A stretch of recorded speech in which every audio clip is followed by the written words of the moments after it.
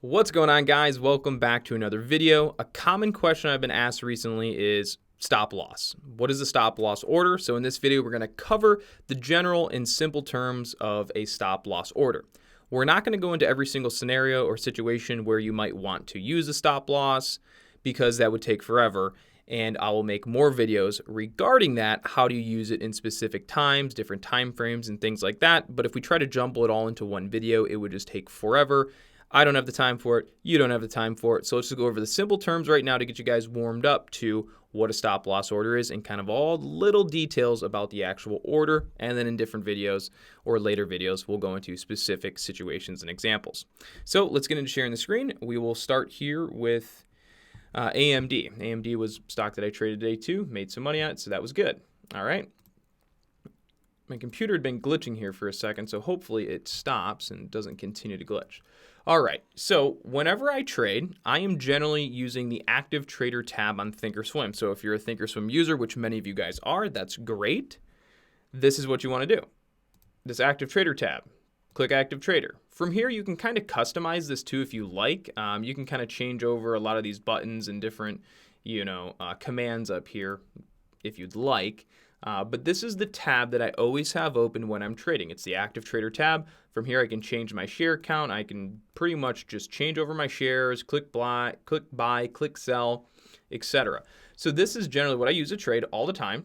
And if you want to go ahead and put a stop loss order in, you first have to have an order. You can't have a stop loss unless you actually have shares. So something we'd want to do is just click buy. So I'm just going to go ahead, click 100 share buy. I'm just going to mark it in here. Okay. So I just mark it in 100 shares. If I wanted to put a stop loss order in, I would simply come down here, right? This here is my average price where you see these couple little yellow dots in there. That's my average price, that little like weird shaded gray area, okay? That's my average price. So in order to put a stop loss order in, I would have to go below the first line of buyers right there. See where it keeps jumping around, those guys? Those are the buyers. If I put my order in to sell right there, it will instantly sell to those guys right there. So again, let me circle this. These guys right here are the buyers, and these are the sellers. If I jump right to these buyers, I can sell my order instantly. So if I really want to have a stop loss in that doesn't get triggered very quickly, I need to at least go below the buyers, okay? So with these 100 shares in, if I were to do this, click right here. If I click this right now, it'd just be a limit order. I'd be selling a limit order to these buyers. We want to stop loss. So in order, I have to go below and see how it changes. You might not be able to see it from the computer. Maybe I'll drag this out, make it a little bigger. Okay, see how it says limit right now? Because I'm lined up directly with the buyers. If I go below it, it'll say stop. That's because there are no buyers there right now. So this becomes a stop loss order. So I'm going to just put this all the way down here and I'm going to click sell stop at 363. You'll see now I have a stop loss order in all the way down here at $3.63. For me, that is probably the easiest way to enter in a stop loss order or just to do any sort of limit order buying transaction when trading is through the Active Trader tab because it's super simple. All you have to do is see the price you want, click, and you're done. Not only is that great, but you can see exactly where the buyers and sellers are, so you kind of know what's going on. It's a really nice tool and thing to use personally when you're doing this, okay? So that's where my stop loss is at. All right. A common misconception that everybody has about stop losses is that when your stop loss is hit, you're supposed to sell whatever shares you have that are on the order at that specific price. So here's the misconception, is that if AMD were to come down right now and just basically crash down and hit my sell order here at 363, my stop loss, they think, or many people think, that these 100 shares have to execute at 363. That's false. That's not the case. This price can come all the way down to 363, break through 363, and then these 100 shares could get filled down at 362, maybe even 361, or even 360. That'd be pretty impressive, but it could happen. The reason that would happen is generally it would be from extreme selling pressure. if the volume isn't super high and there's not a ton of people selling as the price is reaching your sell or stop loss, chances are you're going to get filled right at that exact same price because there's not a bunch of people selling at the same time. So a good scenario of this, or a good way to think about a stop loss, is like everybody trying to get into the hottest new nightclub in town, wherever that may be, whatever city it may be. New nightclub opens, super hot, everybody wants in. All right. Imagine if there was no bouncer or no line at the door and everybody was just a free-for-all for everybody just to run through the door, right? So you have a bunch of people just trying to get through the door all at one time. Likelihood is not everybody's going to make it in the door at the same time. Or a better scenario would be, imagine a building catching on fire and everybody's rushing to get out of the building. Do you think everybody's going to make it out of the little 3-foot wide doorway all at the same time when you got 1,000 people rushing to get out of the door? No, it's not. If you got 1,000 people rushing to exit a door, chances are only a couple of them are going to get out right at the same time, a couple at a time maybe. And that's the same way a stop loss works. The likelihood that you're going to be able to exit your trade at the same time as everybody else and get the same exact price, it's just not going to happen. Because you also have to remember, in order for you to sell, there has to be someone willing to buy. And if everybody's selling, that means no one's truly buying. And if no one's truly buying, how can people buy your shares at this given price, so to speak? So generally, the only way that your stop loss order will execute below your desired price is mostly going to be because a bunch of people are all trying to sell at the same time and you're just not going to get that exact fill that you want. And also note that a stop loss order is pretty much just a market order. For the most part, when you have a stop loss order, and that is your level in which you're saying, I want out. So you're going to trigger a sell order and you're going to get the best fill possible at that specific time when your price is triggered with the amount of selling volume and pressure that's coming into the stock at that moment in time. That's where you're going to get filled. Okay? So it doesn't guarantee that you're going to be getting out at that exact same level. So this leads me to my next topic. Is it a stop loss order? And actually, we might as well just sell these shares and make that money. It's not much, but give me a second.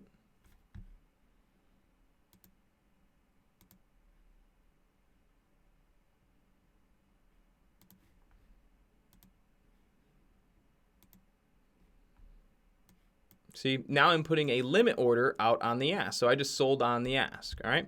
But what we're talking about now is the stop loss portion, and what we're going to get into is this. That when you put a stop loss order in, a lot of people are like, my stop loss keeps getting taken out. Or I put a stop loss in and then next thing you know, the price shook down and then it moved back up without me and I'm all out. If that's happening to you, usually it's because you're putting your stop loss too tight. And now we're not going to go into exactly where to put your stop losses in all the situations and different examples yet. We'll do that in another video.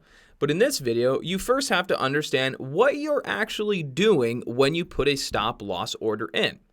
Most people's thought process only goes as far as, when I put a stop loss order in, this is the order or this is the price that I want to stop out of my trade and stop my loss or to take my profit if the trade goes against me. That's what you're thinking, but that's not what the system is actually meant to do, or that's not how it actually works. See, it works for you that way, but for market makers, it's different. Everybody thinks that when you put a stop loss in, that's you saying to the market maker, or that you think that the market maker is manipulating share price to take out your stop loss. Stop thinking that way. The way you need to be thinking is this. A market maker's job, again, this is their day-to-day duty and job. Their job is not only to make money, yes, but their job is to be a liquidity provider to the stock market. And their job is to fill orders. If they weren't filling orders, they wouldn't be doing their job. And if they're not doing their job, they're not going to last very long. So a market maker has to do his job. And his duty to the people as a market maker is to provide liquidity to the traders and the market and to fill and fulfill orders on the market. So when you put a stop loss order in, that is just a sell order that is being shown or that goes to the market. When I click sell 100 shares at X price, I just sent an order out into the stock market world and said, hello, hi, my name's Connor, and I would like to sell these shares at this price. You are telling the market that you have shares available for sale at that given price. And it's the market maker's job to do what you're asking him. You are asking to sell 100 shares at this price. That's what you're saying. Okay? So remember what you're actually doing when you're putting one of these orders on the market. There's a way that you think what you're doing is meant to, there's a way that you're thinking your thought process about the actual stop loss, but there's an actual system behind what you're doing. And when you're putting an order out on the market, you're saying that I would like to sell these shares at this price, and the person that's most likely going to be doing that for you is going to be a market maker, and their job is to be a liquidity provider and to fill orders. So when you put a stop loss order out, you are telling the market maker that you would like to sell these shares at this particular price. Now, when you put your stop loss too tight, that is normally when you're going to see that your trade gets executed, and then, of course, you sell your shares, maybe when you didn't really want to, okay? When your stop loss is very far away from the actual trading price, the likelihood that your stop loss is going to get hit in a short time frame or short period of time most likely won't happen. You would need something very drastic to happen to the stock and whiplash it up and down in order to take your stop out, okay? Like, for example, right now, if I were to put a stop loss in all the way down here right now, like if I bought 100 shares right now and put a stop loss in right here, you think it's going to get hit? No. But Connor, you said when you put an order in, that tells a market maker where your order is and his job is to fill you. Yeah, the market maker's job is to fill your shares or to provide that transaction that you need, but his job is not to whiplash the stock down, a couple percent to take out your 100 shares. That's not his job. Because think about what else he would be doing. He'd be taking out these people and these people and these people and these people or whoever else has stop losses here. That's not his job, right? And the market is right here. That's where the market is. There is supply, right? And there is demand. The market maker cannot just squash all of that. No, you can't just start dumping the stock. No, because there's people to buy and there's people to sell beyond just the market maker. In the market, and the demand and the supply that's currently going on is keeping that price at about $3.84 currently, $3.85. So if you have 100 shares and you got a stop loss down here at this yellow line, you're right. You're not going to get stopped out, most likely, because supply and demand has the stock priced right now at $3.80. So the likelihood that it just somehow whiplashes all the way down to $3 or $33.20 down here is very unlikely. Something drastic would have to happen and the stock would have to just plummet. Okay? On to your next lesson about stop losses is that let's go to something that has a bigger spread. We'll go to something like Roku. All right? So if I buy shares, this is another big misconception that people have, is that people get so caught up on looking at the stock chart in the candlesticks on a stock. Right? They're looking at these candlesticks and they may look at it and go, the price never reached this price. When in actuality, if the price of this candle where the body's at right now is 147.01, the price of the stock goes all the way down to 146.95 because of the spread. You have to pay attention to this. This is the spread of the stock. Well, that isn't. From here, the green guys to the red guys, that's the spread from green to red. So any gap of price from green to red, that is the spread on the stock. Let's go to something bigger, make it a little bit easier for us. How about Chipotle? Here we go, Chipotle. CMG. Look at the spread. The spread goes from $780.08 to $780.41. So right now we have a spread of 40 cents. Okay? So if you own shares, right, and let's take a look at where the price of this candlestick's at. The candlestick is at, this candlestick right here is at 780.27, which puts the price right here. See that? The gray box, price action right at 780.27, the gray box, that is the market price. That gray box is telling you this is the market price for the stock. The buyers are down here at 780, which is going to be, let's cancel these out. So we have the buyers are located currently at 780. Well, they're changing now, but they were at 780 something, okay? But you're getting the point. Now look at the spread. The spread is changing. We have buyers at 780.41, and now we have sellers at all the way up at 780.86. So let's do this differently. The red line, where we go, this red line I'm going to put on is going to signify the buyers, 780.41. Okay, and the next red one is going to signify the sellers, 786. 786. All right, good enough. So that little space in the chart there, that's the spread. So even if the candle isn't there, you can still get filled in a price action from 780.41 all the way to 780.87, 780.86. The reason I'm really touching on this so much is because when people look at a stock chart, right? Let's say if we are short right now, say if we were short the stock and we wanted it to go down, and we had bought some shares short like right here, or let's say we bought some shares like up here, okay? And our average price was 780. Let's say our average price was like 780.85. Your order for your stop loss could still go through even if the candlestick never reached that price on the chart, because the spread was wide enough that it might have gotten your order filled. So that's another thing. Just because the candle never reaches that price on a chart doesn't mean that you can't get filled, because, well, the spread difference is there. But I will say this, chances are if you have a stop loss that tight and you get knocked out by the spread, usually the candlestick will represent it. Usually that scenario that I just talked about only happens if you're trading on Robinhood or some type, or you're looking at the price on a chart that's not super sophisticated. If you're trading on something like Thinkorswim, the candles are always accurate. So don't even worry about it in that sense. But if you're trading on Robinhood or maybe some other phone application app, or whatnot, then you might run into that situation where you look at the chart, it never reached the price, but somehow your orders have been or gone through. That might be a case, okay? So just to wrap things up, if you put your stop loss too tight, many times it will get taken out. But if you put your stop loss far away from, price action, there's a good chance it won't get taken out, as we kind of did that example with AMD, right? The likelihood that AMD comes all the way down and starts to break this, support and come all the way crashing down, most likely isn't going to happen.